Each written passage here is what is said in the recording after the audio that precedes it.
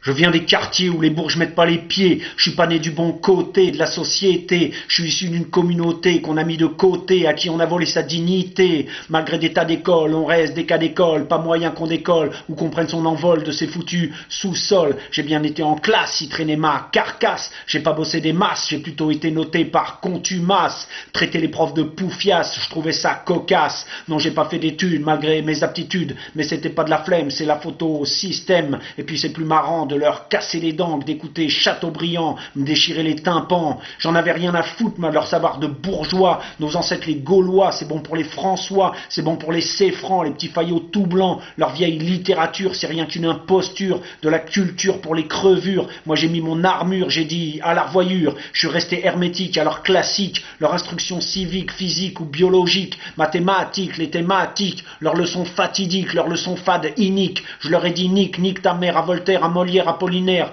Quand devant moi j'ai un mal armé, je dégaine sans hésiter. Leur bel esprit, je le conchis. C'est pour ça qu'aujourd'hui, c'est du rap que j'écris, c'est du rap que je crie, pour gueuler ma désespérance. Comment j'ai pas eu de chance. Et à l'occasion, pour ramasser du fric par le biais médiatique, radiophonique et cathodique, et je peux dire nique ta mère sur tous les airs à France Inter ou chez Drucker. Je sais me faire valoir dans les émissions du soir, pour pouvoir émouvoir un auditoire dérisoire, tout en palpant mes avaloirs. Et je tiens le crachoir pour faire reluire ma gloire. On me croit subversif, je ne suis qu'un plumitif. On me dit corrosif, je ne suis que plaintif.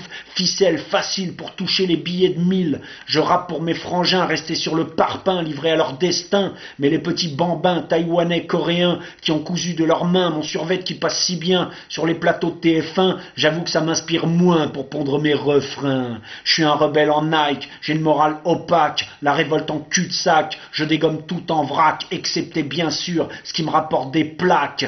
La rébellion, j'en fais une profession, j'en fais du pognon. Les bas-fonds, j'en fais un fonds de commerce qui fait pleuvoir les sesterces en averse. Avec ma voix de bulldog, je suis en vogue, à la mode. Je coule dans les iPods, je rentre dans les codes. J'ai pigé la méthode pour séduire tour à tour. Fils de prolo, de joie-bourg. J'ai capté le discours qu'il faut tenir à la basse-cour. Au royaume des sourds, les tchatcheurs jouent sur du velours. Pour me faire encenser dans les talk-shows télé par un public lobotomisé, je sais sur qui il faut viser, qui atomiser, provoquer la risée, sans risquer les huées. Taper sur la flicaille en me la jouant racaille, ça fait bander les cons et ça coûte pas un rond, ça fait bander les foules et je passe pour super cool. Le tapis rouge, on me déroule. Mais j'ai des principes importants sur lesquels je suis intransigeant. Pour moi, la femme n'est pas comme l'homme. Elle doit garder sa place at home, montrer l'exemple de la pudeur. C'est ce que j'explique à mes brothers. Surveillez vos petites sœurs. La virginité féminine, c'est un sujet trop grave. Jamais ça se remplace. Il faut que tu la cadenasses. Bien sûr, je parle pas des poufias, de blondasses, qui sont là pour qu'on leur décrasse la culasse. Non, je parle de nos sœurs des quartiers, qui méritent notre respect tout entier, et dont la pureté doit être préservée, qu'il faut protéger de tous les dangers. Et Dieu qui est si grand, le dit dans le livre très clairement.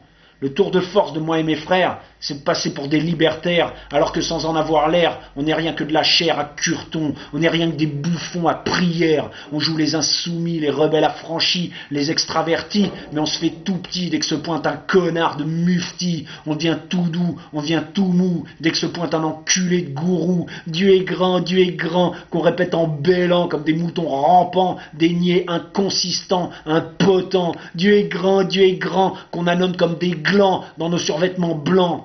On a une attitude de coyote, mais une morale de bigote, une âme dévote, prêt à s'agenouiller devant la moindre calotte.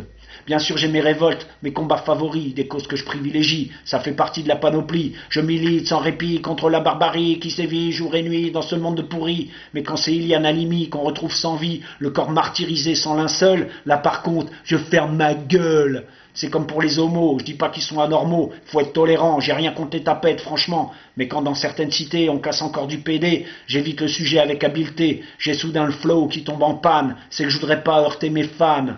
Je me déchaîne à perdre haleine sur cette grosse baleine déjà morte de Jean-Marie Le Pen et personne qui comprenne qu'on est dans la même veine, que les mecs comme moi ont la même haine que le FN des valeurs républicaines, qu'on a la même philo puritaine, la même rengaine malsaine. Je joue la carte de l'humanitaire alors qu'en fait je fais taire en moi ces relents primaires qui chatouillent mes viscères. J'aimerais mettre mes vices à l'air, je peux pas dire le contraire.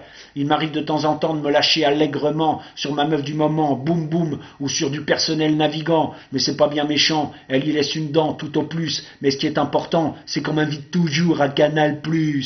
Quoi que je fasse, quoi que je casse, l'éponge passe sur mes traces, sur mes actes, même les plus dégueulasses. Quoi que je fasse, on m'absout, mes délits sont dissous, sous une montagne de sous. En tant qu'artiste de banlieue bancable, je suis intouchable, respectable, fréquentable et présentable, acceptable à la table, des notables, pas du tout contestable. Et si en plus je fais un tour au cachot, alors là c'est trop beau, on m'accueille en héros, sur tous les plateaux de télé, de radio, on me tape dans le dos, tout le monde veut être mon poteau, bref, je gagne sur tous les tableaux. Mais là où je suis grave sublime, c'est que même richissime, avec brio je mime un statut de victime jusqu'au bout de mes rimes, fils légitime d'un peuple qu'on opprime, qu'on décime. Malgré mes chaînes en or, je fais pleurer sur mon sort, sérieux, c'est pas trop fort? Mais quand au nom de la religion, on condamne à la lapidation une meuf en pantalon du côté du golfe Persique, ça, je le mets pas en musique, j'en parle pas dans mes singles. Là encore, je ferme ma gueule. Je suis pour la liberté d'expression sans concession, bien sûr à condition de respecter les traditions, les superstitions à la con. Pour noircir du papier, j'écris avec mes pieds des poèmes de Chartier. Je fais des jeux de mots de comique troupier. Sur mes doigts, je compte les pieds comme un pauvre gras de papier. Je ne fais que recopier, je ne fais que rimailler. Les conneries 100 fois braillées par mes confrères, par mes contes frères. Ces pauvres aptères qui vocifèrent. J'ai un vocabulaire qui se veut contestataire, mais qui n'est qu'ordinaire, vulgaire et terre à terre. Mon langage est à la page. J'ai la rage du flicage. Je le dis cash, alors je sors mon gun parce que c'est plus fun. Bref, j'ai les mots qu'il faut pour faire kiffer les gogos, mais ça m'empêche pas de rafler les victoires grâce à mon répertoire, d'être traité en génie, de recevoir des prix de la main de jury au cerveau confetti. On me prend pour Rimbaud, franchement c'est pas trop beau, on me compare à Nerval, sérieux c'est pas de la balle. Moi qui crachais dans les livres à la bibliothèque, on me prie de poursuivre mon œuvre de poète. Au royaume des crétins, les slameurs sont souverains. Au pays des 100 lettres, les rappeurs tiennent le sceptre. Au cœur de l'hexagone, c'est sa majesté analphabète qui trône.